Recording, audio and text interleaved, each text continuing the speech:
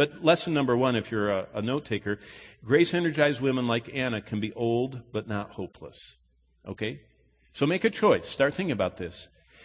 You and I can be like Anna. We can be old, but we don't have to be hopeless. That's what we see in her life. Verse 37 says, this woman was a widow of about 84 years who did not depart from the temple. Losing the support and fellowship of a husband was painful, I'm sure, but she did not become embittered. Sorrow either can soften our lives and cause us to be compassionate and kind, or it can embitter us and make us hard and tough and distant. You know, Anna allowed her pains and troubles to shape her life.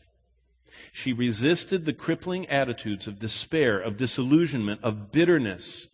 Anna knew pain, but she kept on trusting God. Which way are troubles shaping your life? We all have troubles. Are troubles driving you toward the Lord?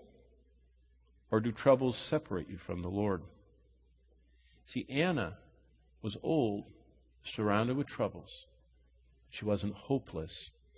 Anna, lesson number 2, knew pain, but not bitterness. You know, there's some people that get embittered by pain. Emotional pain, physical pain, the stresses of life. It slowly wears on them. She learned that pain was something that was her companion and friend. But bitterness was too dangerous to allow it to creep in. Remember what it says in chapter 12 of Hebrews? Beware lest any root of bitterness spring up among you, and thereby many be defiled. Within a church, people can become embittered, and pretty soon everything that comes out of them is poisonous. Bitterness is dangerous. Bitterness is a very great danger when we have pain in our lives. Anna knew pain, but not bitterness. Look at the end of verse 37. It says that she served God with fastings and prayers night and day. Anna stayed faithful and fruitful to the end of her life. Anna grew old but kept serving the Lord. She worshiped Him by prayer and fasting.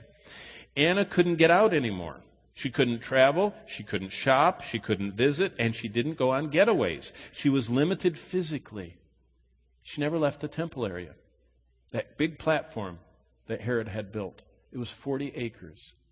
And that was her world. She was limited to that physical area. She was limited physically, but unlimited spiritually. Notice that she never left that temple. That means she had a world that was only a portion of 40 acres big. That should just come into our hearts, and to realize that you can be full of joy even without mobility. And there's such a thing in our culture about everybody wanting independence and mobility and travel, and there's so much of a demand for more and more freedoms. And God says, you know what? I can be close to you and satisfy you when all you have is just me and no freedom and no mobility. Her life was all about what she could do, not what she couldn't do. She could excel in worship. She could offer adoration to God at any time. And that's about all we ever get to know about her. You notice we don't know about what she wore. We don't know about what she looked like. We don't know, a lot of that stuff. We just knew she could excel in one thing, and that was serving the Lord the way He made her and the place He put her. Fasting is about me learning how to deny my flesh. That's what she worked on. Fastings. It says, you notice what it says, verse 37, she served God with fastings. Fasting is me learning to deny my flesh. I've told you many times that John MacArthur used to always cut the best part of his steak, the center piece, right down the middle, and he would leave it on his plate. That used to always bother me. And he would tell us, when we would ask him about it, he'd say, I constantly want to remind my body that it's not in control. See, that idea of denying our flesh is so foreign in America, in our desire to feed our desires. And we need to learn to deny our flesh. And so she fasted. She learned to deny her flesh. Praying means learning more about seeking God. So fasting and prayers night and day at the end of verse 37 meant Anna was on a course of less and less of her and more of God.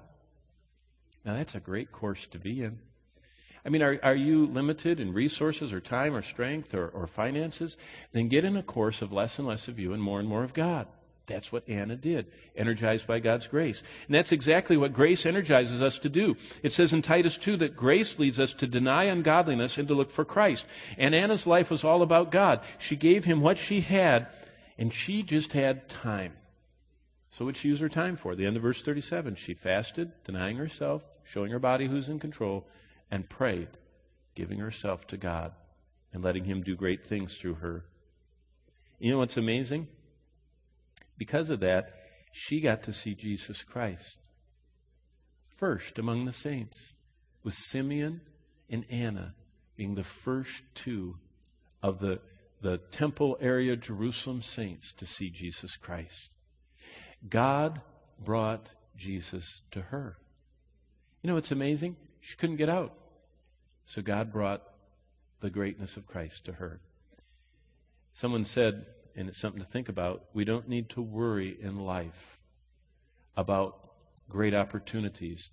God knows our phone number. We'll never miss anything. Don't think you're going to miss the greatest things in life if you have limitations. God knows right where we are, and He knows how to contact us, and He knows how to bring into our life an event like Anna had.